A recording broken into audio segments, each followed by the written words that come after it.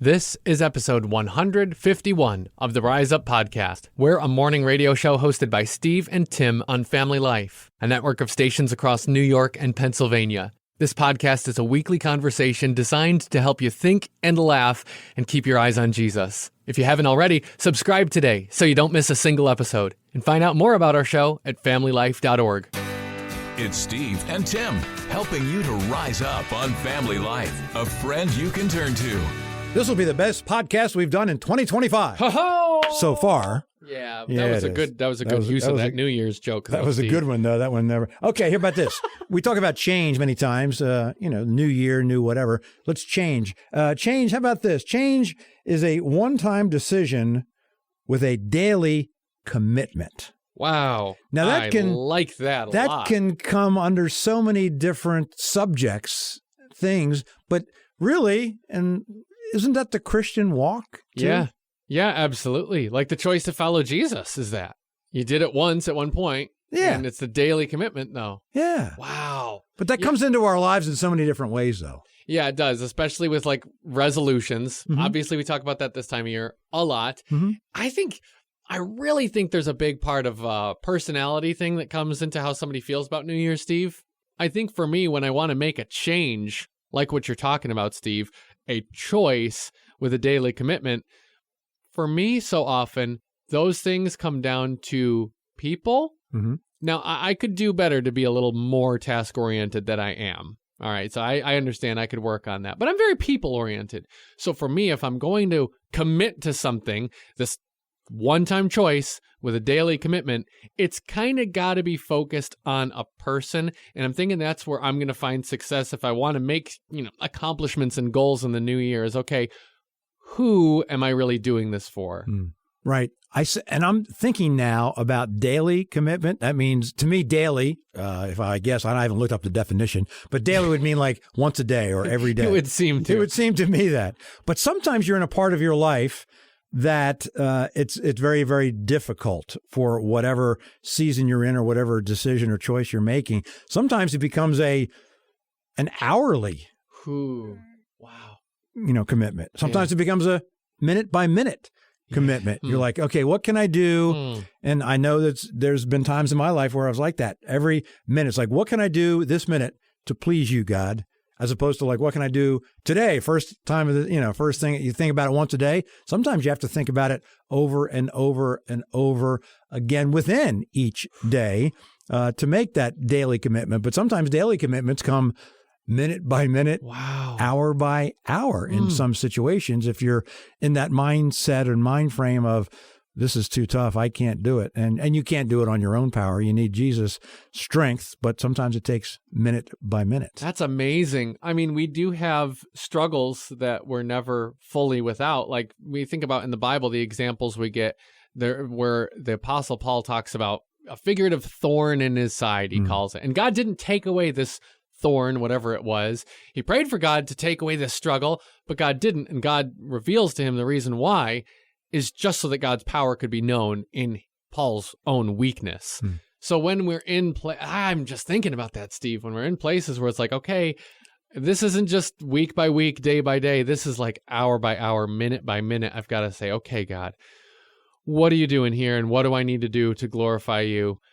Sometimes, and I don't want this for any of us, but sometimes nothing quite brings us to that place like real hardship and trial and difficulty. Yeah. Real life situation. Maybe you're in a marriage right now. Ooh, let's look at marriage as a one-time decision with a daily commitment. Yep.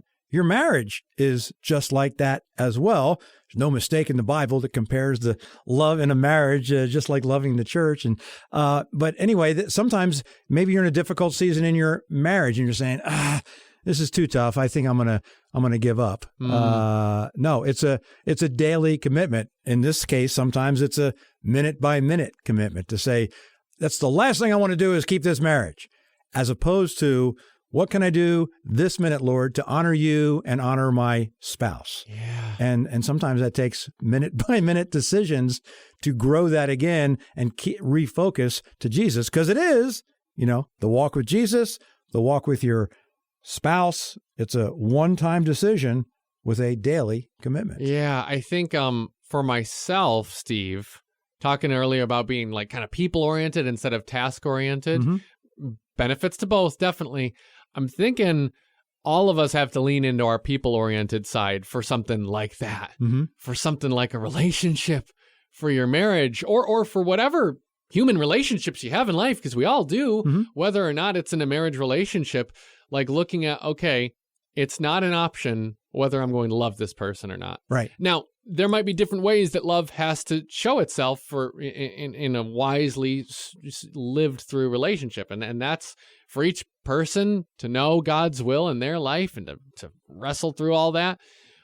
But we've each of us got to realize, okay, God put us here, I believe anyways, he put us here for each other. I mean, we're none of us are totally alone. Even if you like being alone, we've all got to tap into that people-oriented side and realize, okay, God's will for me is always going to be to love somebody else. Love might look different ways, but especially when you bring up marriage, like, okay, I know God's will for me isn't to be selfish now. Yeah. God's will for me is to do whatever the loving thing looks like, minute by minute, day by day, committed. On a lighter side, but it deals, I heard this message recently where the person giving the message says, my wife, all of a sudden, in a new year, this is several years back, decided on January 1st, I'm going to start exercising. I'm going to go out and run. And they both almost laughed at each other because she was the kind of person who, when you brought up exercise or anything, especially running, are you kidding me? I'm the last person in the world who you would ever get outside and run. But she made that one-time decision with a daily commitment to begin the year running. First, it was just, maybe just down the street part of the way. And then, anyway, you fast forward several years, and he talked about all the medals she's won for finishing marathons. No she's even done all kinds of marathons because she said the hardest part, and this could be related to your life, in your spiritual walk, in your marriage, whatever. She said the hardest thing every day, because I had made a one-time decision, to change, I'm going to run. The hardest part was getting out the door. That was, and every day, that was very difficult. Wow. It was very difficult to get out the door. But once you do that on a daily commitment and continue to make that tough decision, that hard thing, knowing that eventually it's going to be good, eventually it becomes to a point of like, now you can't stop me. Now you can't. Now I can't not run. Yeah, right. Because you've done it so often. Yeah. But that hardest part was getting out the door. And maybe that's your situation now in whatever difficult part of your life you're in. The hardest part is that first step. But knowing that God has a good plan for you and a good ending for you if you just make that daily commitment on that decision you made. We hope the rest of your day is just as much fun as this. You're listening to Rise Up on Family Life. A better solution than no. No can be a bad thing when it comes to being as an adult with a child who maybe is at a toy store. And no is not a real popular word in that context. The little young child is having a good time looking at all these toys and sees one that this child likes, and the child says, "Can I have that one?" No. Could cause a tantrum. It's possible. Maybe your child is wonderful and it wouldn't happen, but there are some where it could cause. Yeah. You got to navigate that. Here's a better solution. I love this solution. Is when the child says, "May I have that?" And instead of no, what you do is you actually offer. So, that can be on your wish list. Even take out your phone, take a picture of it, and then say, this maybe, what it does, it shows the child that you are, one, listening to them. I like that. You're acknowledging that they want this. And there's a possibility then of no tantrum, just the more calm possibility of the child with you, which makes the rest of the trip better. Yeah. I like that solution. That's pretty clever. Yeah.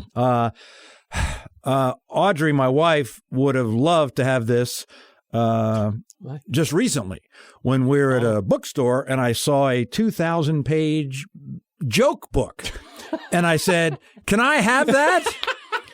She said, no, absolutely not. I was down on the ground wailing. It was awful. It's terrible. We hope the rest of your day is just as much fun as this. You're listening to Rise Up on Family Life. My name's Tim. Hey, Tim. I live in Hinsdale. Yeah, I was just sitting here thinking that maybe I could figure some way to send that joke book out. I really think he could use that.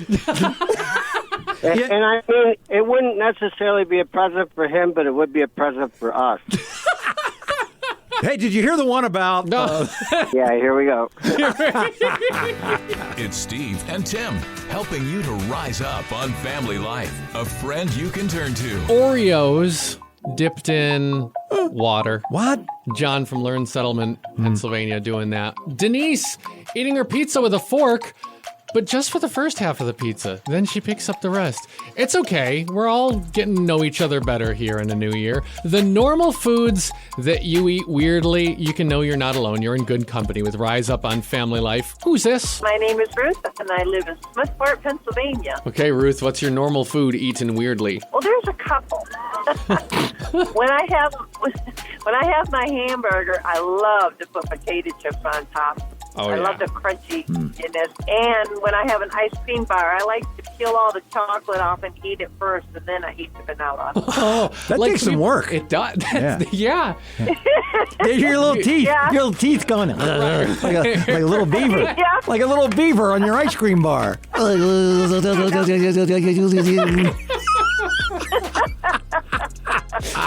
Oh, it's a mess, but it's a delicious one. That's fun. Do you want to hear my imitation again of you eating ice cream? May the blessings of the Lord be with you in all that you do today. This is Rise Up on Family Life.